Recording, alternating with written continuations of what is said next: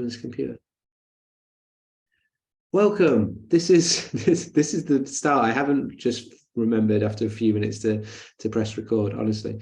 So what is the oxygen advantage? It's breathing techniques that are based and grounded in science, that have effectively come out of the research that's been done over the last couple of decades. And Patrick McKeown has been a real pioneer of that. And he is who I learned from. He is the creator and the author of the book, The Oxygen Advantage, that many of you have probably read. And now I'm a master instructor of the Oxygen Advantage. So that means that not only do I work with people, I will work to educate other instructors. You can become a certified Oxygen Advantage instructor with myself. And I also provide mentoring for other Oxygen Advantage coaches. Yeah. So that's probably enough about me and the Oxygen Advantage. But just so you know what we're up to and what it's all about. Next slide, please. This is something that for me is what I always sort of come back to and believe in. That when we change the way that we breathe, we can improve the way we think, feel, move, and perform. All aspects can be influenced by this beautiful thing of the breath. And what I am very passionate about, because of the effect it's had on myself, but then also life-changing effect for the clients I work with and the people I work with, and you may have experienced a little bit of this yourself, that I'm passionate about ensuring that, yes, when we get into the nitty-gritty of the weeds and the research papers and everything, it can sound and seem complicated. But I'm very passionate about taking what can potentially seem complicated at times and making it simple and rational for us to understand and then importantly implement. Because it's the implementation, and when we can make it simple and it makes sense to us, that's why it's always important for me that there's an educational piece around it. Then that really empowers us as individuals to take control of our own breathing and our own states and how we're going to use that breath potentially. And one of the slides be funny. The one little sticking point for some people, potentially not for you, hopefully because you're joining this webinar, at least interested enough to think maybe it's worth doing. But a sticking point a lot of the time for people is the fact that it's automatic, meaning that, oh, well, it's automatic, then why do I need to worry about it? And this notion, just because it's automatic doesn't mean that it's optimal. And actually what happens is when we are stressed, and whether that stress for me was like a bang on the head, but that stress could be any type of stress, and lower level stress. You don't have to have had a brain injury or concussion for your breathing to be affected. And there's a recent study last year that showed that like 91% of an athletic population of nearly 2,000 people, 91% of them had dysfunctional breathing in the biomechanical aspects, so upper chest breathing rather than diaphragmatic breathing. And we're going to be focusing our attention on improving that side of breathing today. The thing that I believe in, and when we look at the functional anatomy of how we're designed and how we're supposed to breathe, it shows that the body has a way to breathe, and I believe that it knows how to do that. And my experience has been that when we take away some of the restrictions that have built up over time, we can actually really take ourselves back to restoring how we're supposed to breathe. And what that means, or the reason I explain that, what that means is, just want you to appreciate in your mind that even though we're going to do some stuff to try and breathe a particular way, and it might feel a bit different to start with, your diaphragm and ribs moving might feel a bit different, but just because it feels a bit different doesn't mean it's not right. And just when it feels a bit different, sometimes it can make us think that like I'm fighting against the body. But I want you to appreciate this truth that I believe is a truth, that the body knows how to breathe. And what we're going to try to do is, we're not fighting against it. We're not fighting upstream. We're going to allow it to show us how good it can breathe. And it's going to hopefully feel much better to do that. And the brain and the body want to breathe diaphragmatically. They want the ribs moving nicely. They want to breathe through the nose. It wants to breathe a calm, steady state if we can put ourselves into the right place. Yeah? So we're not fighting against ourselves, even though at the start, because you're making change, it might feel a little bit like that. Before we get into then a little bit of practical, or a lot of practical, functional breathing, what does it potentially entail? We've got a few different elements to it. Two big ones are the biomechanics and the biochemistry. I'm going to focus today's session on the biomechanics. The biomechanics, the rib cage movement, the movement of and articulation of those ribs when we breathe in and when we breathe out, the movement and synchronization of the diaphragm with that rib cage movement. The biochemistry is more to do with how the body utilizes oxygen and how it deals with the carbon dioxide that builds up. The two are linked together. A lot of people will have come across and done sessions with me before. There's other bits I do on this, and there's a free course on Pro Breathwork where you can go into a bit more detail of it. But the biochemistry side of it is one bit that's often missed from a lot of people because you can't really see it, whereas you can look at breathing from the biomechanics sort of dimension. But the biochemistry is to do with primarily our carbon dioxide tolerance, or effectively, another way to describe it, how sensitive are the receptors in our brainstem, in the pons and the medulla, how sensitive are they to the buildup of carbon dioxide because of the effect carbon dioxide has on the pH of our blood. That's the thing, the primary stimulus to breathe. That's the main thing those central chemoreceptors are monitoring when we're looking at our breathing. There's some peripheral chemoreceptors that will be interested in levels of oxygen, but only really kick into play when we drop our blood oxygen saturations below 90%. That's fancy sort of words, but basically saying like when you're getting to a state of hypoxia that really only happens, low oxygen, that really only happens when you hold your breath. All of the times that you're breathing, it's really about the central chemoreceptors that are monitoring carbon dioxide. And that will be the trigger to breathe. So if I'm very sensitive to the buildup of carbon dioxide, I will want to breathe fast. I'm being stimulated to breathe quickly because I'm sensitive to that buildup. When that's the case, when I'm breathing fast, I'm going to breathe more shallow and upper chest because it's very difficult to breathe low down and expand nicely if you haven't got much time to do it. So the mechanics, what we're going to work on today, are impacted by your biochemistry, and your biochemistry impacted by your biomechanics or vice versa. They do link in together. So I just want to highlight that at the start of this session. We're going to focus our attention for this session on the biomechanics. Yeah, but appreciate if you have some of those urges to breathe, that's the biochemistry side of it, and you can improve your sensitivity or tolerance of carbon dioxide.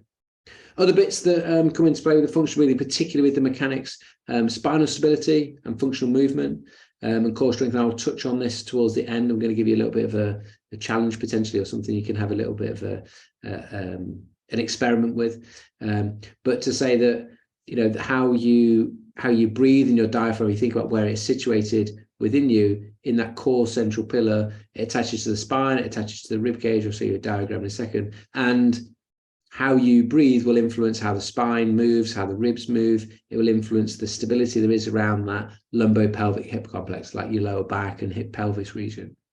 And there's some lovely studies showing how if we're diaphragmatically breathing, we score higher on a functional movement screen. So there's a great correlation with that.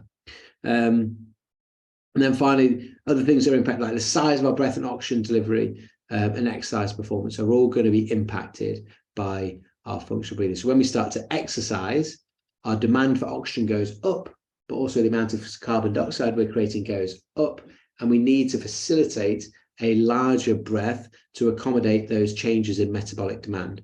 What we want to ensure that we're doing is our breathing rate and the size of breath that we're taking matches our metabolic demand. Over breathing is when we're breathing too much for our metabolic demand, and that has a negative effect on our sensitivity to carbon dioxide and negatively impacts the efficiency of oxygen delivery and our breathing as a whole. Okay, so a little bit of highlights of some of the theory and whatnot behind it. Everyone's still with us. If you've got any questions as we go, feel free to chuck them in the chat box. Someone's saying they can't access the audio. Is the audio okay for other people? Just give me a quick give us a quick heads up on the audio. Audio okay for people, Joanne? Okay, maybe just check your settings, Lucy. Audio's fine, Jacko. Cool, thank you. Okay, right. So,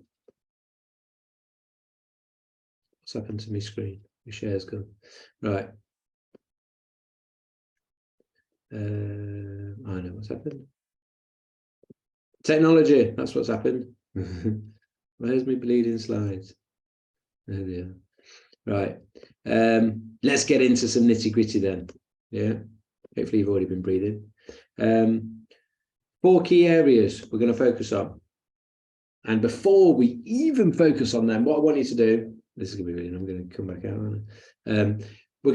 You're going to just do a very, very simple assessment in terms of your mechanics of your breathing. This high-low test, the same test that they did in that study that showed 91% of people weren't breathing that well, is put one hand on your upper chest, and then one hand between, if you find your sternum, bit of an asterisk, your sternum, your chest plate, and then your belly button, and put the other hand halfway between the sternum and belly button, and then one hand on the upper chest. And all the way to do is just relax and just observe your breathing. Just be still, listen and notice your breathing. Notice things like which hand is moving, where potentially you feel some tension maybe, what's moving within your body to make the air come in and out. How big does the breath feel? Does it feel big or does it feel small? And how fast does it feel? Is it noisy? Can you hear it, or is it quiet? And we'll come back to that at the very end. Okay. Now, the speed and the size of your breath, so the speed and the size, those two things together dictate how much air is coming in and out. Yeah. If you're doing slow but very big breaths, you can still be over breathing. It can still be inefficient with that breathing. But typically what people do is we tend to be, if we're being inefficient and if we're a bit stressed, it's the speed of our breath tends to be the thing that gets increased.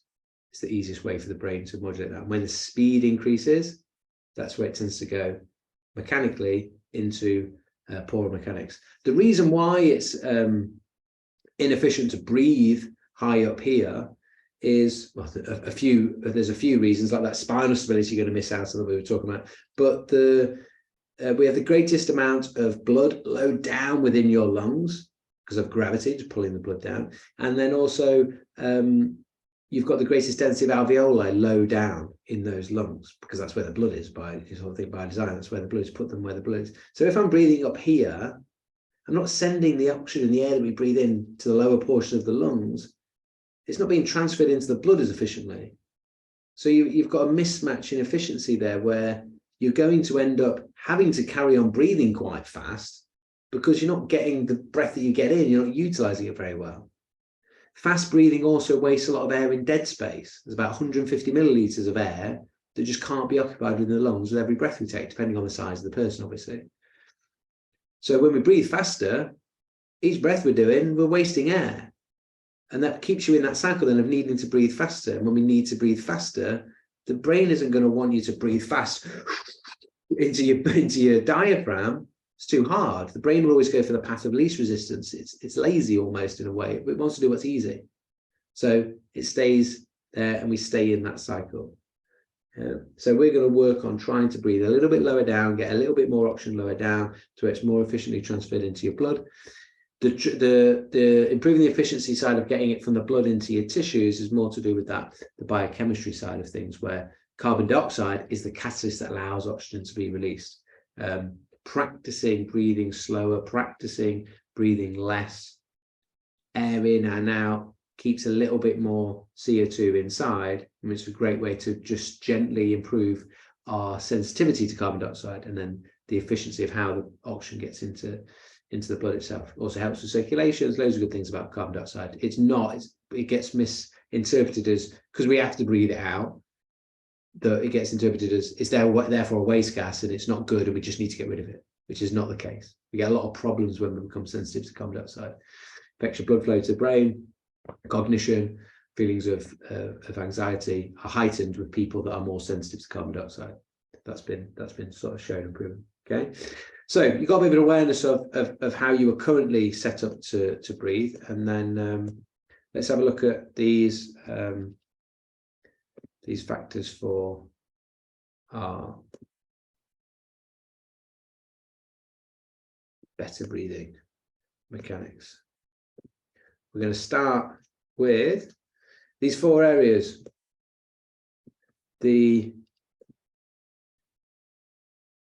4 key bits, I guess, that I would like to get across today: the nose, the diaphragm, the rib cage, and the tongue. We're going to do something specific with all those things to hopefully help you to breathe a little bit better from the biomechanical aspect. Now,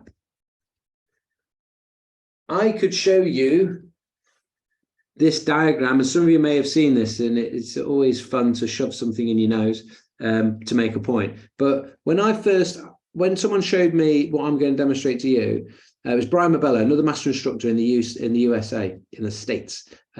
He showed me this, and they actually use it. He uses it as a technique for actually like unblocking the nose effectively. But I like to use it as a demonstration to make a point, because when he showed me what I'm about to show you, I knew this diagram, but I didn't appreciate the fact that our airway goes back into the head effectively, rather than necessarily going up the nose.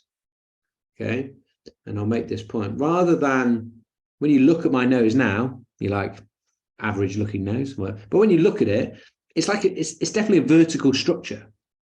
And if I asked you all, breathe in, take a strong breath in through your nose now, what happens? Everything goes up vertically, because you're thinking about breathing up your nose. Why are we thinking about breathing up your nose? We're not really thinking about it. It's just a bad habit or just a misinterpretation. We know when we breathe in through the nose, we're trying to get air in our lungs. Your lungs aren't up here. Your lungs are down there. You don't send air to your brain by breathing up and it's going bypassing your lungs and going straight up there. Yeah, but it's just, you don't think about it, and your eyes just see a nose and it looks vertical, and we just breathe in. And the problem that creates then is, when I think about breathing up my nose, what happens lower down becomes vertical as well, and stays a little bit more in like an upper chest lift, and we lose that ability to and that practice of breathing 3-dimensionally into the lower portions of the rib cage. So zoom in on your cameras. If you've not seen this before, you're in for a treat. If you have, don't spoil it for anyone. So when you've done your COVID test, you're like shoving the thing up your nose.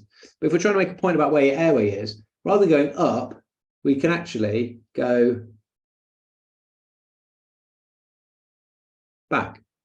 I'm waiting for the day that I sort of this thing gets stuck in there. But look, it's not a magic trick. I said I demonstrated this in a big corporate thing yesterday in London, and I said, what I've got for you is a cross. It's comfortable. It's that in there.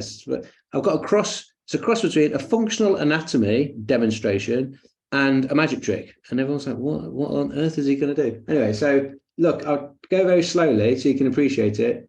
I'm not doing anything at all.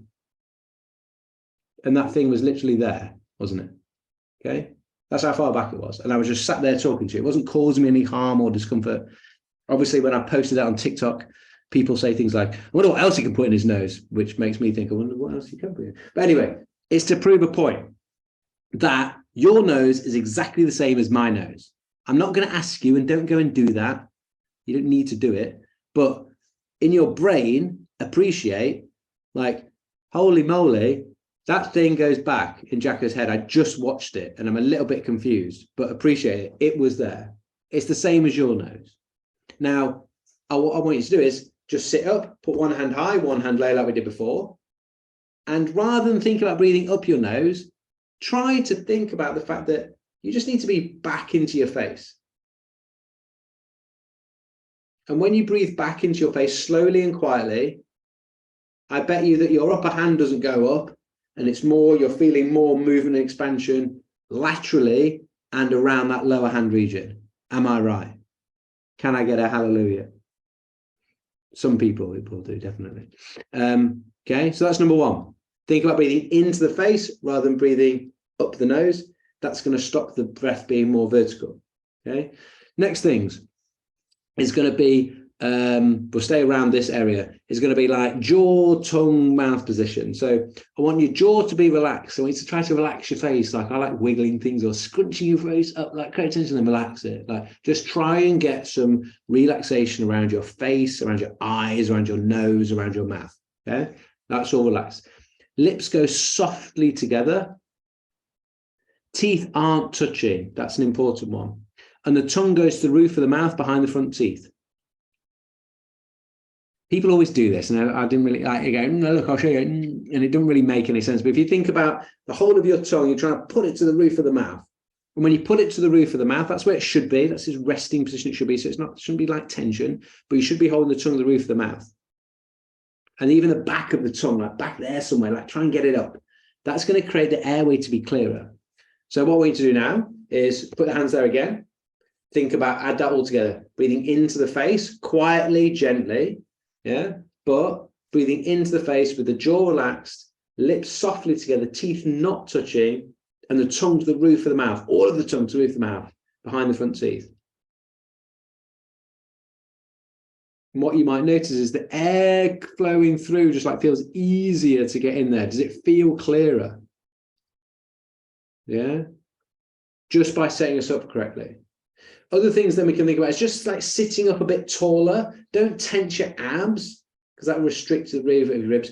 But rather than being slumped down, I want you to think about like lifting your sternum a little bit and think about taking the top of your head towards the ceiling. So just posturally, getting a little bit more upright, that helps to open up around the abdominal region. But what I don't want you to do is go military posture, because when people do military posture, they go, they just tense. When you tense your abs, that stops your ribs from moving.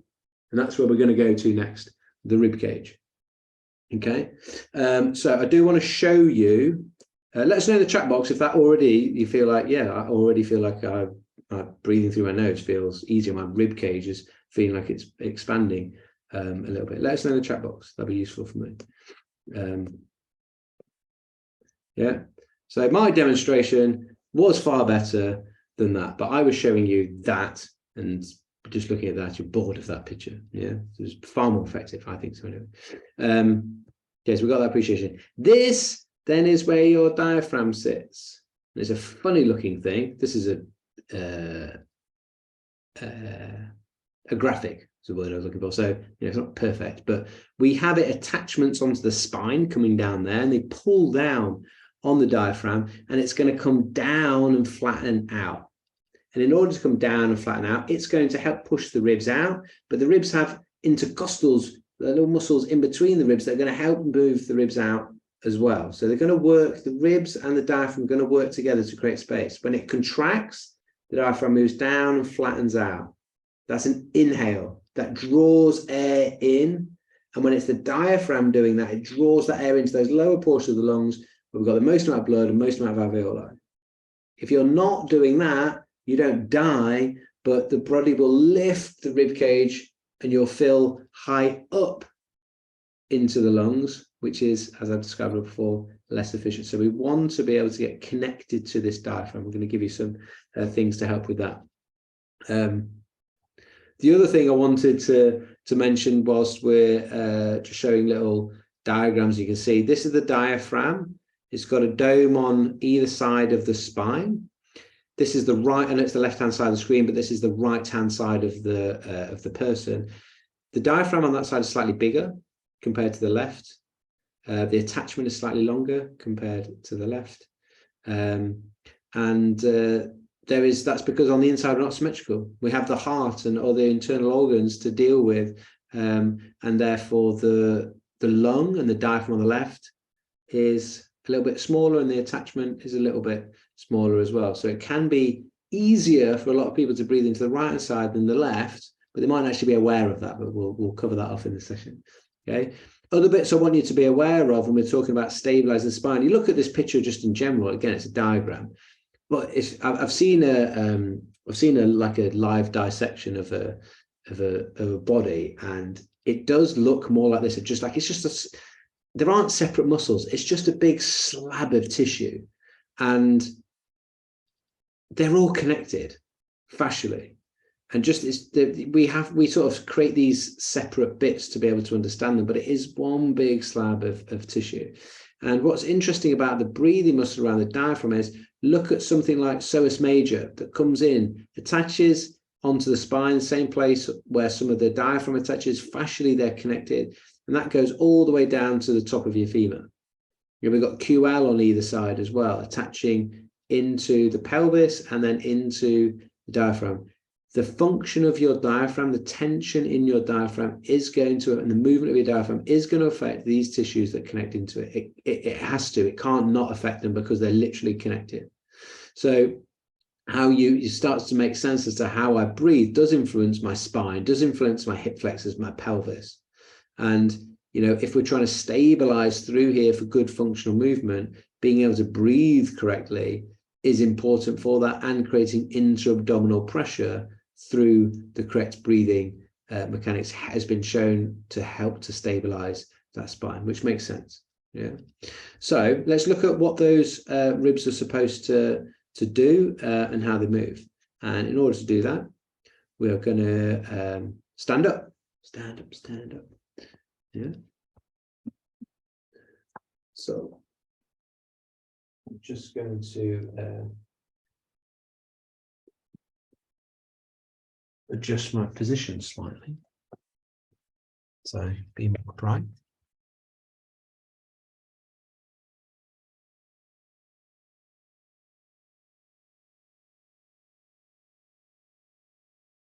Okay.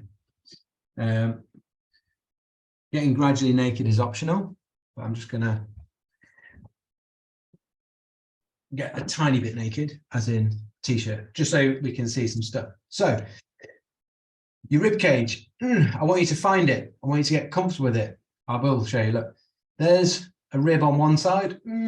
I can get my fingers underneath if I relax my stomach muscles. Yeah, there's a rib on the other side. If I relax my stomach muscles, I can get my fingers underneath. If I tense my abs to show you my six pack, I can't get my fingers underneath anymore because the abdominal muscles pull the ribs down and in. When the ribs are down and in, that's about getting air out. That's exhaling. The opposite of exhaling is inhaling. In order to inhale, we need to expand. The ribs need to move out. They're just as important as each other, the inhale and exhale. It's not that one's more important. The inhale isn't more important than the exhale. A good inhale happens after a good exhale. But if you hold residual tension in your abdominal region, and literally it could be as simple as a bloke like me wants to look like I've got a six pack, so I just hold tension there. It might be that I'm worried, I don't want to look like my belly's sticking out, so I actually just suck my tummy in.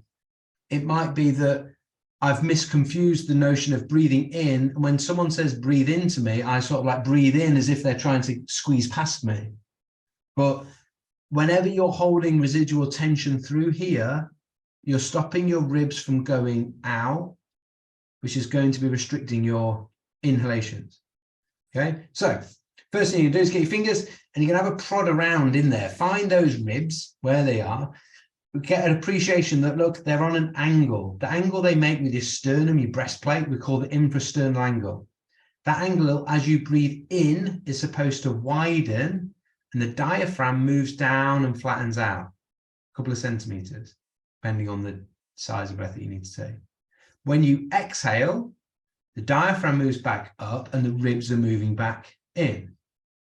You can feel this. If you put your hands on your stomach, do a really strong breath out of the mouth, really strong, like that. What happens? Even me, you see my spine flexed, as well as my ribs coming down and in, and my abs tensed, is definitely involved in exhalation. Yeah, that's a strong exhalation. Passive exhalations, when you're just lying down and you're resting, or you sat down doing nothing. Passive exhalations, we can tend to just rely on the natural elasticity of the lungs themselves and the diaphragm. Okay, they will just go back into position. But the inhale is always part of the diaphragm contracting as it pulls down towards where it's attached on the spine. The middle bit comes down and it forces it out to the side. That is the diaphragm contracting, just like me contracting my bicep. Yeah, that's an inhalation. But it's difficult to feel the diaphragm contract. We know it's around here somewhere, but we know when we tense our abs, that's exhaling, which isn't the diaphragm contracting, because the diaphragm contracting is the opposite of that. Diaphragm contracting is inhaling. Now, to feel what it's like inside for that diaphragm to contract, I want you to try something with me. We're going to do what we call a blocked inhalation. You take a normal breath in, a normal breath out. I'll come close to the camera and show you. This is where those two ribs meet. Going to have a look here. Normal breath in, normal breath out. I pinch the nose. I trap the air, so no air can come in, but I try and breathe in. See that? Expanding out. That's the diaphragm contracting, so I'm trying to breathe in, but I'm not letting any air in. It wants to move down and flatten out, but it can't do because I'm not letting the air in, and it just I want you to have a go at that. Can you feel that? It's deep inside. It feels a bit weird, and it's quite a strong contraction. Yeah. If you feel it more up here, you need to get those shoulders to relax, rub them off a little bit, wiggle them, get them to relax. Place your hand below where those two lower ribs meet. Send your attention to your diaphragm, deep inside there, and then you go breathe in, breathe out, hold the breath and try and breathe in and feel that movement in that area. Okay, I want you to do one last one where you really try and connect your brain fully to it. Your brain has to send a message to your diaphragm, a neuron through the phrenic nerve. You're like, I want you to feel it. I want you to get it. So breathe in, breathe out. Remember that, like download it to your brain, what that felt like. Okay. And then remember that, what it felt like, because we're going to need that in a second. Then what I want you to do is to wake these ribs up, use some external feedback, provide some sensory input. You're going to use your hands. You're going to rub that infrasternal angle where those ribs are. Rub them, rub, harder, more, more is better. Not always more is not always better. And then rub the sides, because your ribs go onto the sides.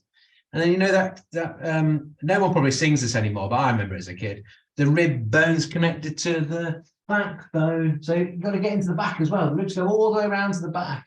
It's not just the front. So rub all the way around. Make some rings. Right, and we want this area to expand three-dimensionally. So stop rubbing, and your arms are like, stop rubbing, let your hands down. Now, feel, like if I've rubbed my arm and let go, I can feel where I was rubbing without touching it. Feel like the skin's like buzzing, yeah, around that area. Okay, now I want you to breathe in through the nose with the tongue to roof of the mouth, all those things, into the face. But imagine you're doing that blocked inhalation to connect to that diaphragm, but just let the air come in and notice how that area we were rubbing is going to feel like it goes out in all directions. Yeah. Quiet with the breath. But it's, oh yeah, I feel like it's almost like I'm a balloon, just like going out in all directions. You feel that? Give me some people on camera, give me some thumbs up. Yeah. Nice. Okay, other one I like us to do is you can take your hands, depending on the size of your hands and the size of your ribs and your torso, whatever, but you'll see where you get to. If you can, your hands are going to go like this. So thumb goes at the back and hands at the front, if we can. If not, you can just put them literally just on the outsides like this. But if you can get your hands in, if I can get your hands in, it means that I can, when I breathe in, I can expand front to back, so my fingers widen, and push the hands out to the sides in total as well. Okay, so my hands are on the outside. I'm just going to gently push in on my ribs, and you can feel those ribs moving as you gently push in. And then I breathe into the face, connecting to that diaphragm, that feeling. Gently and quietly, I can feel my hands get pushed out by my ribs and my breath. And they're expanding front to back as well. And then on the exhale, they come back together. Now, you can relax down. Try to do that now without touching. So without you touching, because you can't spend you're like, great, that worked, Jacko, cheers, mate. But how do I like drive my car? Because I can't do that with my hands here. So we need to be able to take that, download it to your brain, Relax your hands down to the sides. And then now take a breath in, expand, feel that expansion, feel the connection to the diaphragm, feel the airflow coming into the face. Teeth aren't touching, but that movement is happening even though your hands aren't giving you any feedback anymore.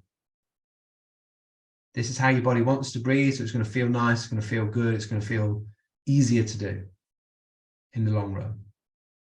Okay. One little bit I quite enjoy for people around a little bit of awareness of the ribs and how it definitely affects movement and things, and going back to that notion of like, one side might feel a bit different to the other, but until you've explored that, you'd never know. So if I said, which side was expanding more than the other or felt easy to expand just then, no one would probably be able to answer that question because they'd be like, they were just both were. Okay. So now what I want you to try and do is you're going to put your hands on the sides like this. And then I'm going to try to breathe into just this side. Okay. Watch. Just that side moving out. You know, oh, cool. That's cool. And then you try and do this side.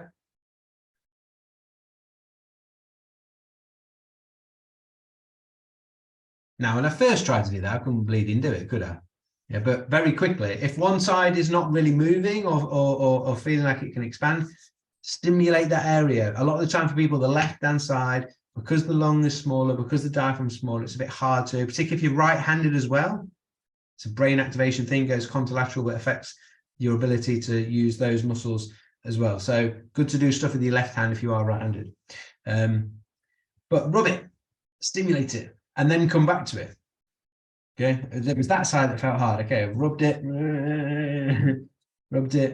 relax, and then right now, with that bit more sensory input, push in with the hand, can I breathe and expand that area? That makes sense?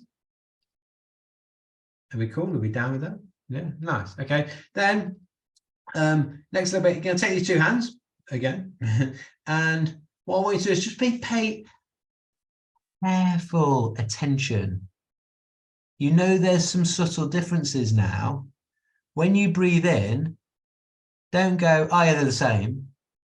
Really hone in and go, did they really start to inflate exactly the same time, or is there a little delay on one side to the other?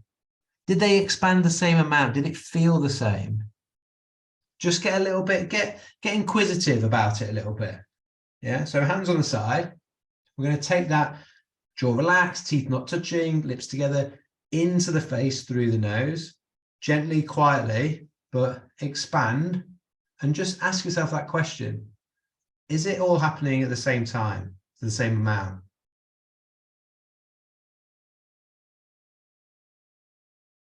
And it's fine for there to be some differences because you're not the same left to right on the inside.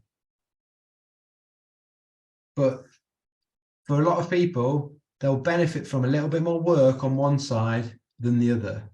And it's very simple. Rub it a bit, do it a bit, make a new normal.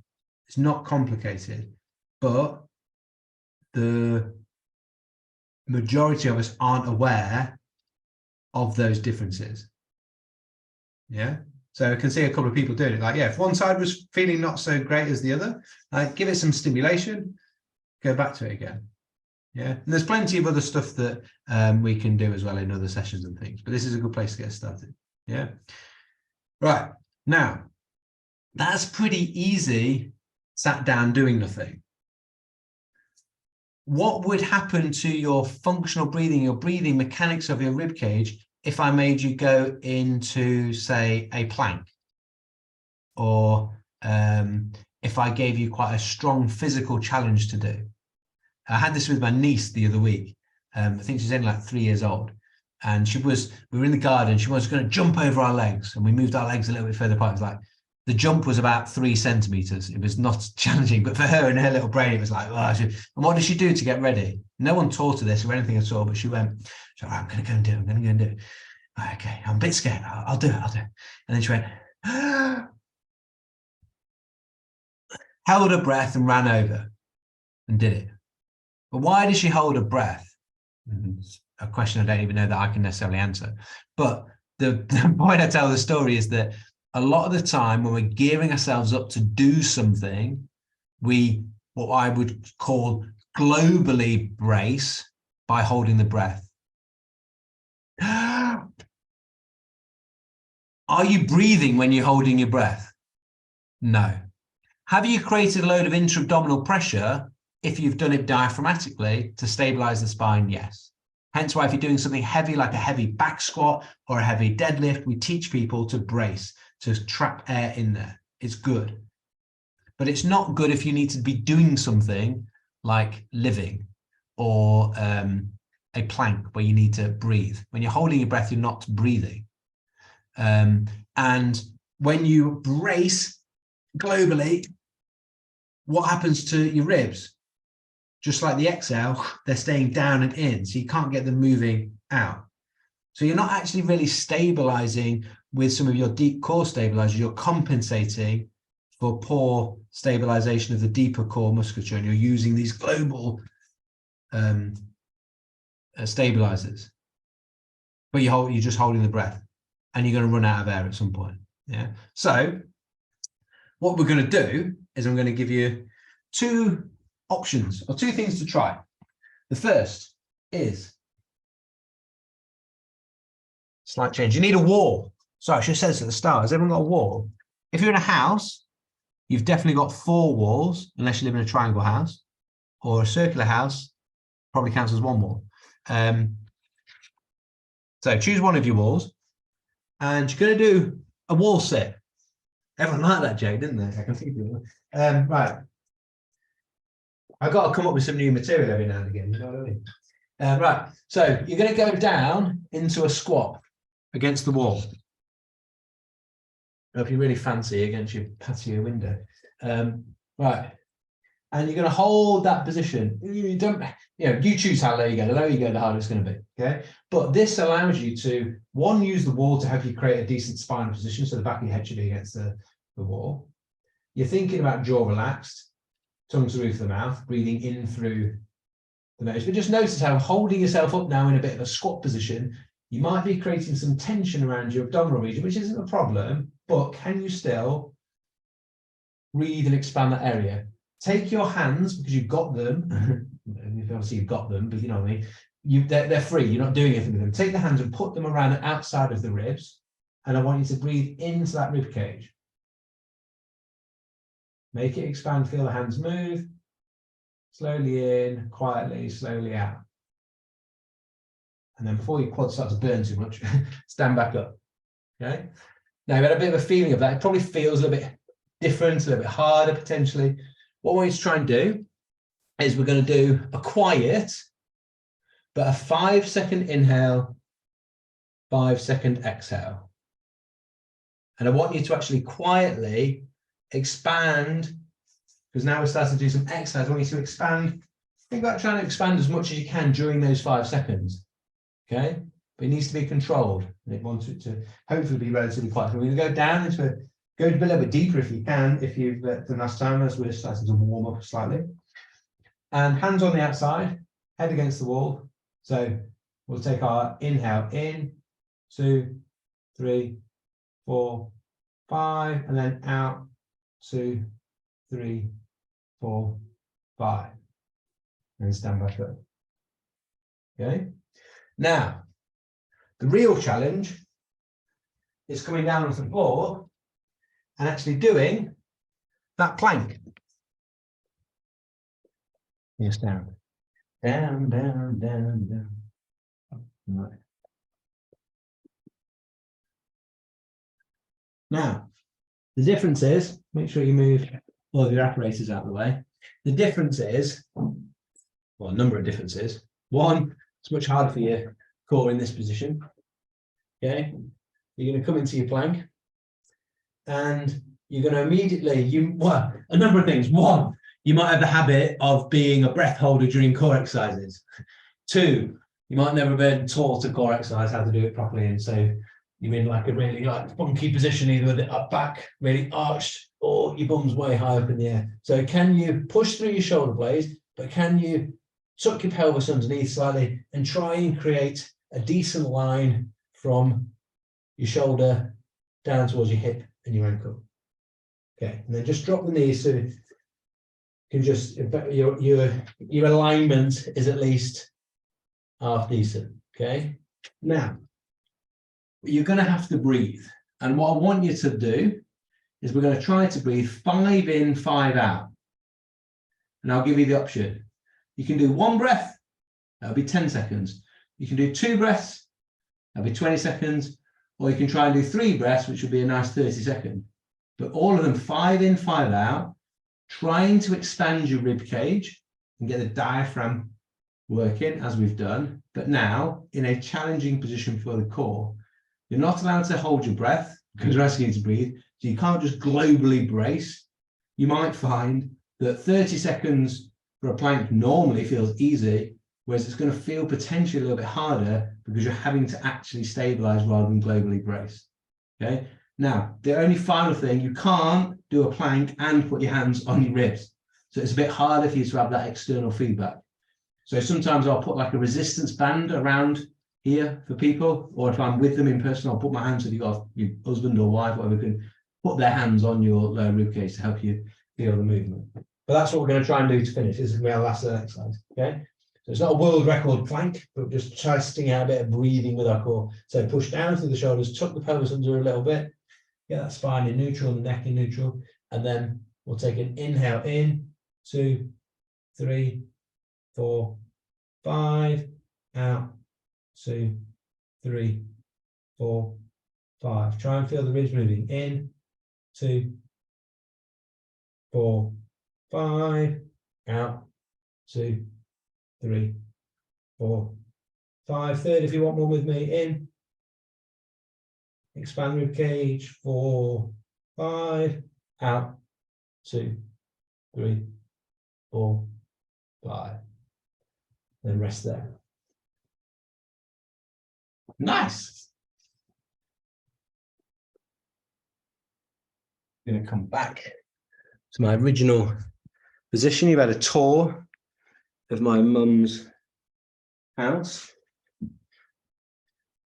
I'm staying with Mama Jacko at the moment. Lots of my dad's old books. Makes us look intelligent. Blue blocking glasses on, so I look intelligent. You always look more intelligent with glasses on, don't you? Cool. So give us a bit of feedback in the chat box. How did you find that? Easy, hard, couldn't feel my ribs, did feel my ribs.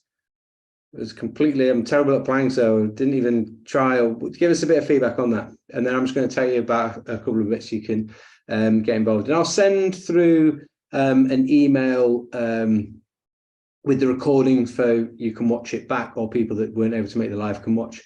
And then I'll send some links to a few things. So the new Pro Breathwork platform and the new app is apparently all sorted now. So I'll send you details for that. There's 2 free courses. One, the foundations of breathing, and 2, the second one is for stress and anxiety. That used to be a paid for course, but I thought that felt like the right thing to do with the stress and anxiety one was to make that completely free, so you can access them either on your computer or on your mobile or within the app. And the other courses, there's one breathwork for movement, breathwork for sports performance, mastering breathing light. It's 25% off all of those to the end of January. And I do live sessions within there as well for the members, so you can check details out for that. We do a weekly live session, some of the recordings. But a lot of the time people ask about certifications. So as a master instructor, I teach the Optimal Advantage certification, so you can become certified and qualified through myself or any of the other master instructors, as well as Patrick McKeon himself, who I learned from. But if you like my style, or you're in the UK and these dates and things work for you, 24th to 26th of March is in Brighton, and the 23rd to 25th of June is in Nottingham. And then it's likely I'll do another online one sort of towards the end of the year, October, November time. That's not been decided yet, but these 2 are definitely in place. We've had quite a few bookings for the Brighton one. The Nottingham one just got announced last week or this week. We, in a very short term, there's 2 places left. To Tenerife. I said I was going to Tenerife, didn't I? Tenerife is over there. 2nd to the 5th of February. There's myself, another master instructor, Oliver Wilfing is a capoeira specialist as well as a master instructor with the Oxygen Advantage. and he is taking the movement side of things, and I'm taking more the breath side of things at a movement and breath retreat with Oliver and Jacko in Tenerife, 2nd to 5th of February. It's 525 quid for the 4 days. As I say, there's 2 places left. There's 10 people in total. There's 8 at the moment, and I don't know if anyone will book this late, to be fair. But if you're interested and you're keen, we'd love to see you there. I'll send you details for that. That's on the Rooted Life website. And then also the Rooted Life, we've got if you're into cold water as well, do a cold water and breath. We call it a connection experience, cold water, breath and nature. We've got a sound bath to finish off the end of that day. They're brilliant. If you've never done one of those before, I'd recommend just doing a sound bath somewhere, anywhere, whether you come to our event or not. But that's on the 26th of February. I uploaded that to the site yesterday. 2 people have already booked on, 15 places in total. I'm sure that will go quickly. So if you are keen, and Cheshire's not too far for you to travel, or if you like traveling far, we had someone once come from Brighton to Cheshire. That was pretty cool, or nice of them. But yeah, that's in Cheshire on the 26th of February. I think that was everything that's going on at the moment to be able to tell you about. So I'm keen to take any questions and also hear some of the feedback on where how you found that. Oh, cool. So Nikki has actually done the functional breathing one for the 2nd time, and really pleased at how much more naturally it comes from the practice. Really good. Really good. Yeah, people talk about expanding the core, or expanding the rib cage whilst trying to stimulate the core is a little bit of a challenge. It's the type of thing we just never get taught. Like worked as a strength and conditioning coach for about 6 years, and never got taught the importance of how you breathe during a core exercise. We only really get taught about the bracing for heavy lifts. Yeah, Richard said probably always been holding my breath, which is limited my plank time, which is fine.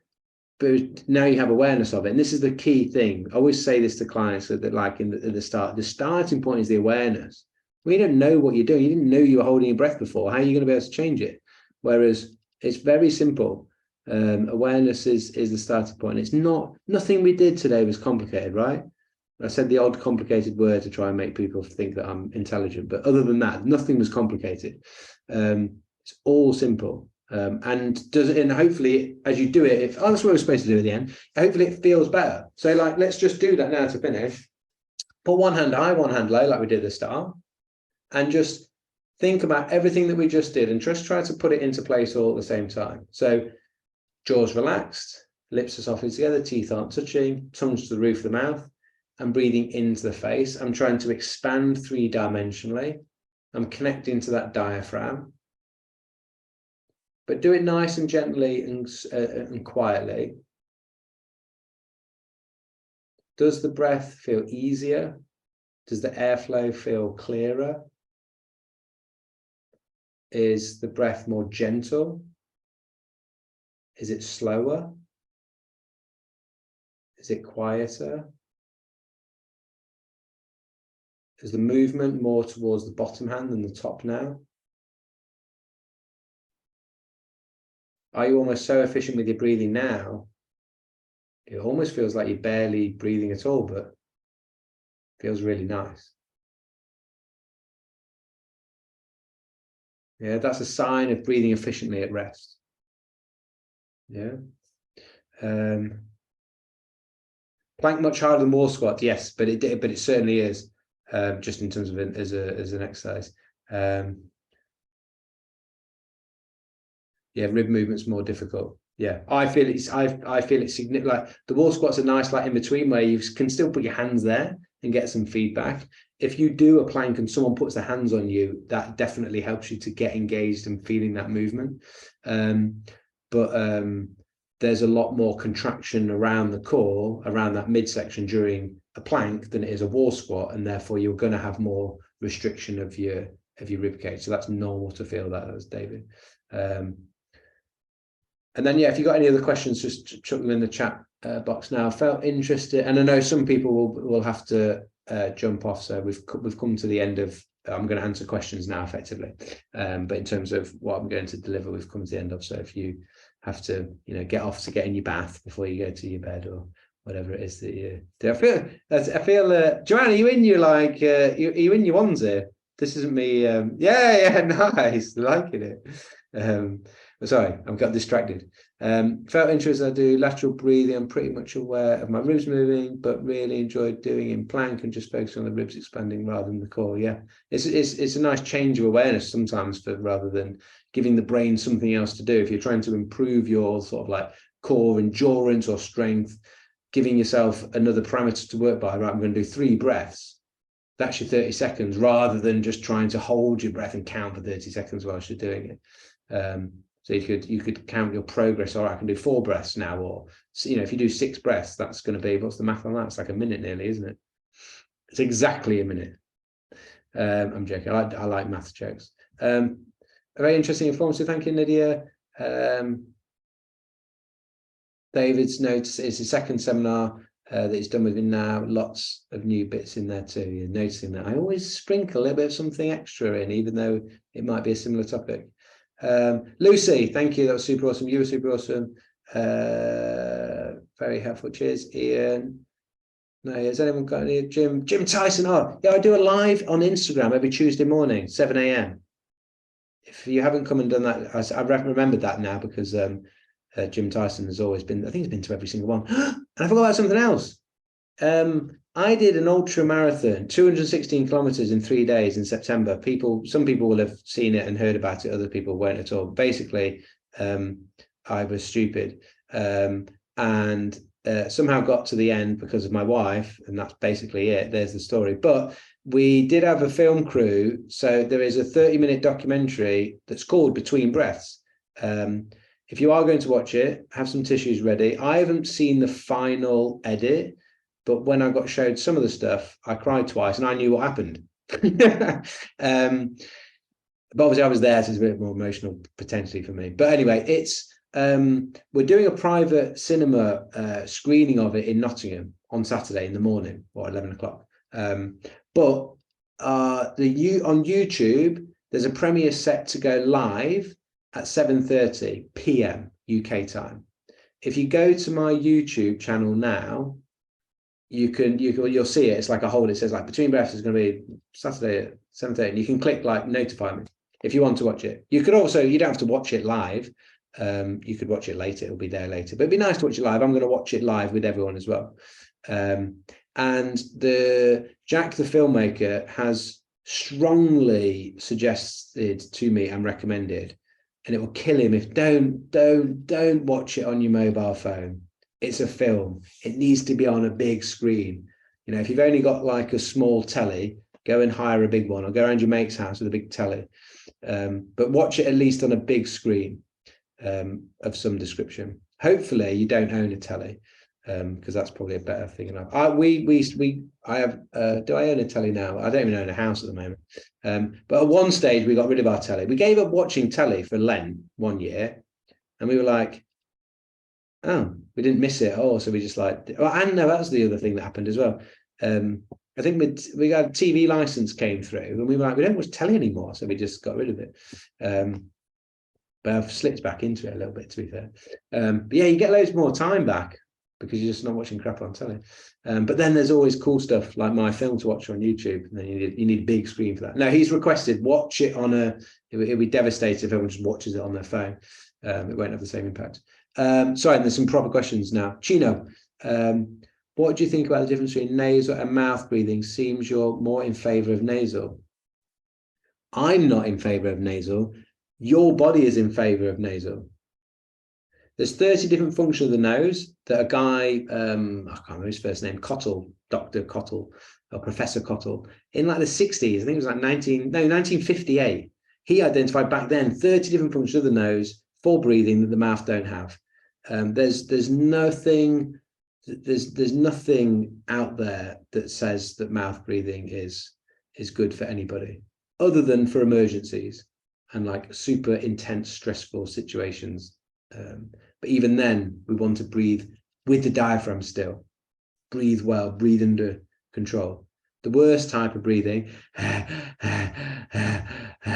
is that. And you don't need to come to one of my seminars to know that that type of breathing is terrible. You already know it. If you were walking down the street and somebody was like, you'd go up to me and be like, are you all right? Like, what's the matter? You'd know that there's literally something wrong with them. Yeah, you know that intuitively. Jacko, do you think breathing can be connected with heart rate? I don't think it is. We know it is. And when I say the royal we, like far more intelligent scientists than me that I go and learn from, they know it's this is how connected they are. Who likes music? Sting. Anyone sing every breath you take, your heartbeat speeds up. And every breath you take, every breath you take, on the inhale, your heart rate speeds up. And on the exhale, your heartbeat slows down. It's constantly fluctuating. A good nervous system will be. Heart rate variability is the difference in time frame between those different heartbeats. Breathing has been shown to improve heart rate variability. We can stimulate vagus nerve, which helps with this, like through diaphragmatic breathing. Carbon dioxide helps with vagal tone. Humming helps with vagal tone. So yes, definitely heart rate, and even more so heart rate variability. Like when you breathe fast, your respiratory rate goes up. So your heart rate goes up. When you breathe slow, when you slow down your exhalations particularly, helps to slow down the heart rate. We release a neurotransmitter, acetylcholine, which literally helps to slow down your heart rate. So yes, I do running and struggle with the heart rate higher than I would like to. Yeah, switch to nasal, mate. I can say mate like that to a female, can't I? I just said it in quite a male-orientated way. Arena, yeah, switch to nasal breathing and start, unless you're a professional athlete and you can just choose how fast you run, start by running at a pace that your nose can handle and that you can breathe into that diaphragm and that feels nice. And gradually, and your pace you run at might have to be a bit slow to start with, but your heart rate will stay under control, and then you build up your capacity from there. I did the whole 216 kilometers running around Anglesey in North Wales, that island, nasal breathing, because it helps keep heart rate down, helps you recover, reduce fatigue, be more efficient. And I was trying to prove a point a little bit, because people go, oh, nasal breathing when you're running. And I'm like, well, I just ran around an island. How can you learn to breathe from nose when sleeping? Look, I'm holding it. Very simple. We just said this. Nothing's hard. Everything's easy. You'll like this. If anyone thinks that I talk too much, you'll enjoy this one. One way to stop someone talking too much.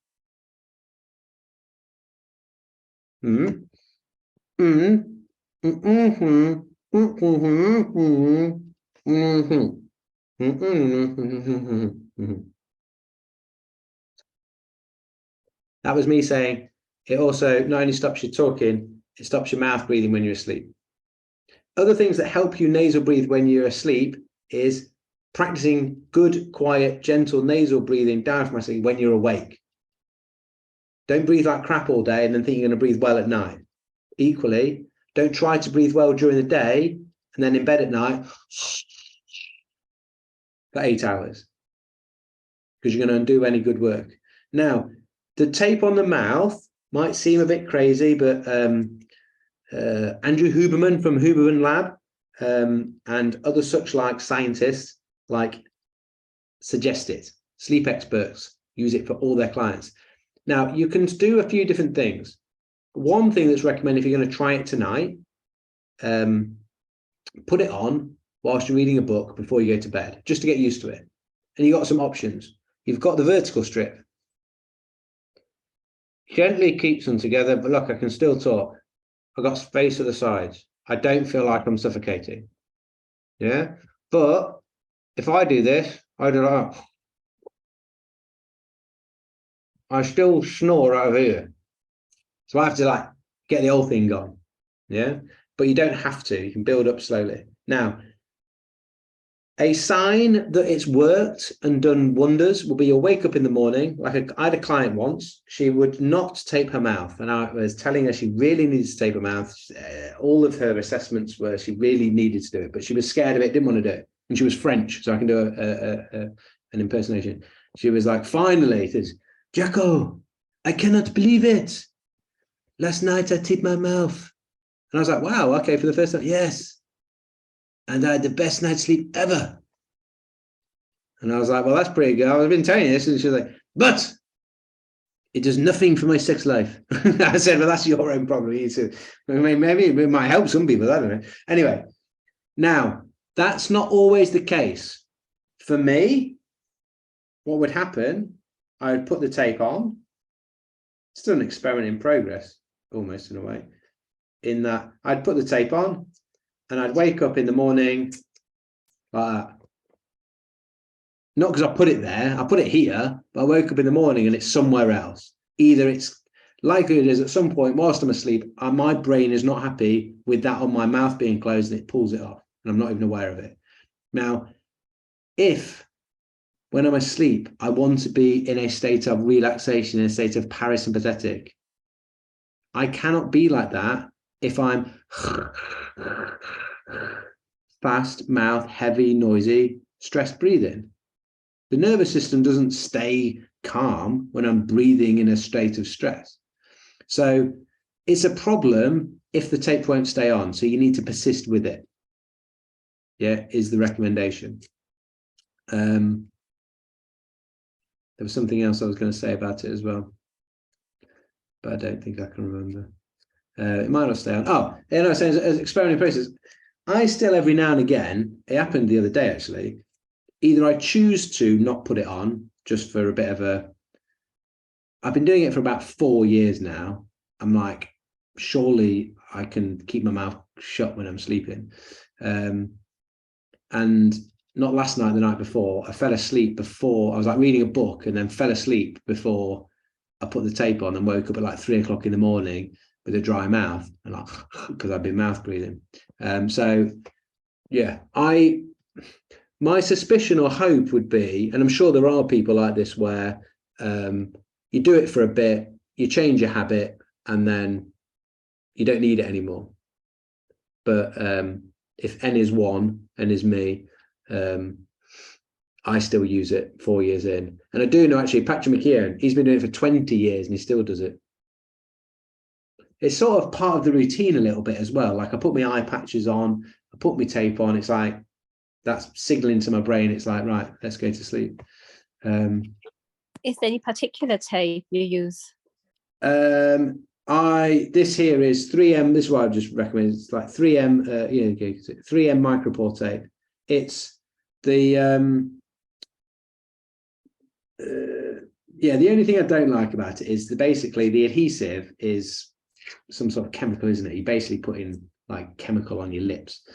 But it's sort of let me see with the camera. Can you see me? There you go. It's almost like semi-see-through, the micropore tape. And actually a friend of mine, another instructor, he said a good thing to do is like put it, get some of the adhesive off a bit potentially, just so it's not quite as sticky before putting it on.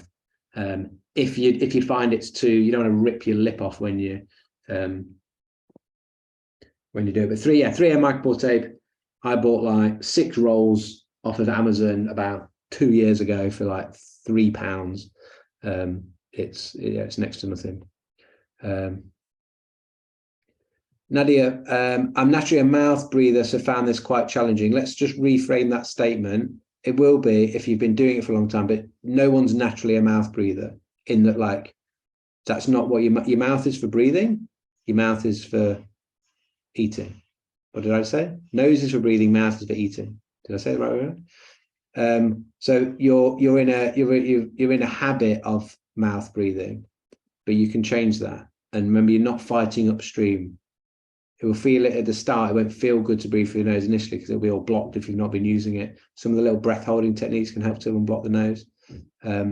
Check out my free Foundations of Breathing course. That will really help you. It'll be life-changing. If you're habitually mouth breathing, it'll be life-changing to switch to nasal breathing. At the start, it'll be hard, but it will literally change your life if you can change that 100%. Because life breathing through the mouth constantly is a life of stress. And a life of stress does not help your body. The retreat, so I asked about the retreats are on the website. Yeah, they're on rootedlife.co.uk. So if you go to rootedlife.co.uk, if you want to book it now or have a look at the details of it now, you can do. That's Rooted Life. I'll put it in here. Rootedlife.co.uk and go to events.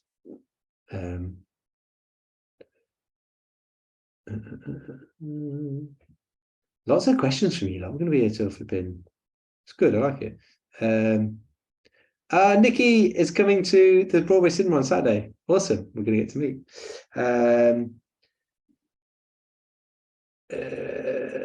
So John is also coming. Wow.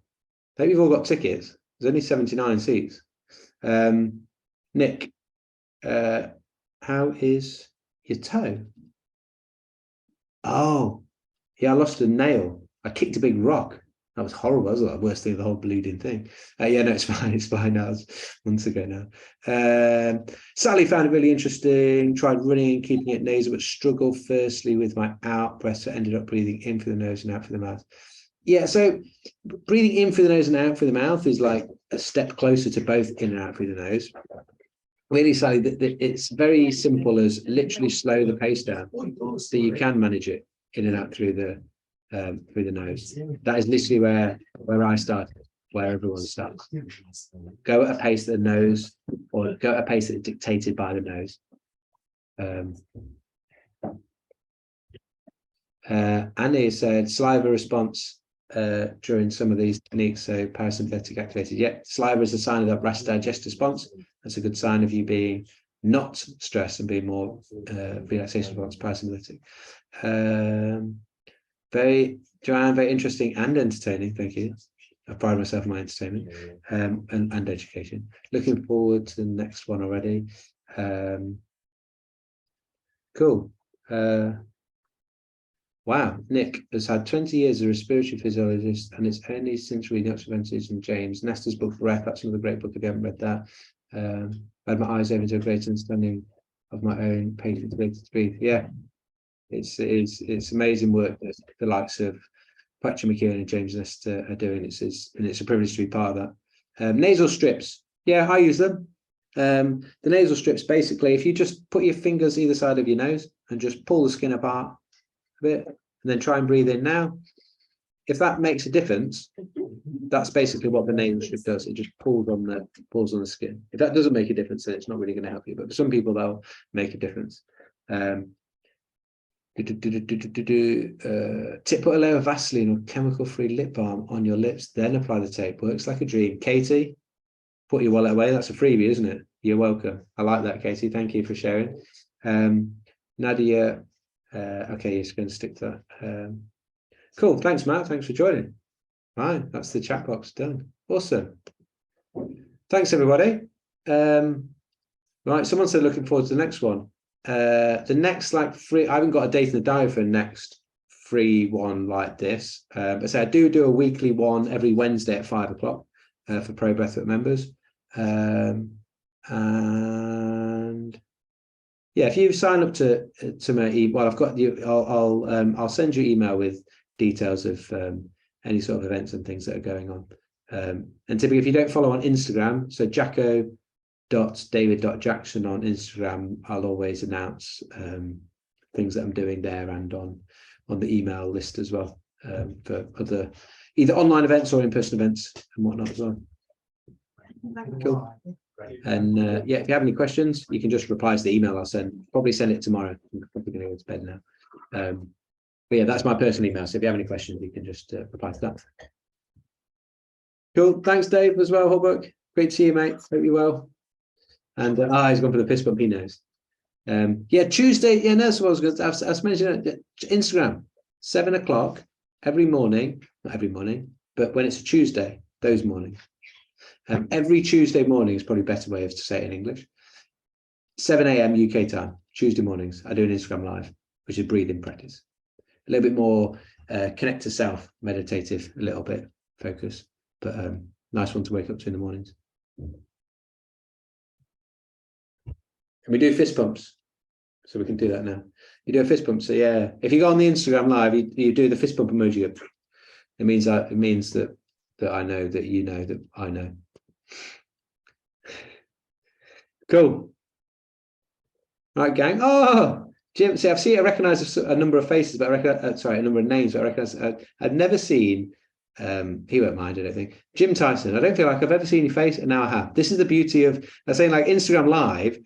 You know, if anyone has anyone else done an Instagram Live before? If you host it, you basically look at your phone, which has got a video of you on, and you're therefore talking to yourself, but sort of talking to other people. You don't really know who is on the other side anyway. So it's a bit, this is where Zoom is nicely, so you can actually see people. It's nice to see friendly faces as well as some new faces and some recognizable ones. Cool. Right. Thank you all. I'll try my new sign off. I've been Jacko, you've been breathing. Till next time, keep it nasal. It's not too cheesy, is it?